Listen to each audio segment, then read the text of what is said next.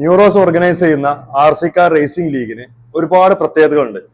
അതിൽ ഒന്നാമതായിട്ട് ഇത് ഇന്ത്യയിലെ ആദ്യത്തെ റേസിംഗ് ലീഗാണ് കുട്ടികൾക്ക് വേണ്ടി മാത്രമായിട്ടുള്ള. അതായത് 14 വയസ്സിന് താഴെയുള്ള കുട്ടികൾ 7 മാസം നീണ്ടു നിൽക്കുന്ന റേസിംഗ് സീസണിൽ 6 മത്സരങ്ങളാണ് പങ്കെടുക്കുന്നത്.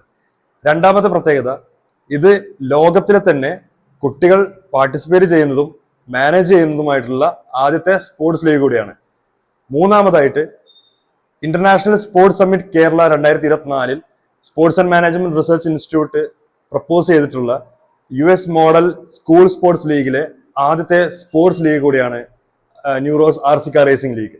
നാലാമത്തെ പ്രത്യേകത എന്ന് പറഞ്ഞത് വളരെ ഇമ്പോർട്ടന്റ് ആയിട്ടുള്ള ഒരു പ്രത്യേകത, ഇത് കുട്ടികളിലേക്ക് സ്റ്റീം ആൻഡ് മാനേജ്മെന്റ് കോൺസെപ്റ്റ്, അതായത് science, technology, engineering, arts, mathematics and management, ഈ കോൺസെപ്റ്റ്സ് എല്ലാം കുട്ടികളിലേക്ക് പ്രാക്ടിക്കലായിട്ട് പഠിപ്പിക്കാൻ കൂടെ ഈ ഒരു സ്പോർട്സ് ലീഗ് ഉപയോഗിക്കുന്നുണ്ട്. ഈ ഒരു സ്പോർട്സ് ലീഗിന്റെ ഭാഗമായിട്ടുണ്ടോ നിങ്ങളെ കുട്ടികൾ?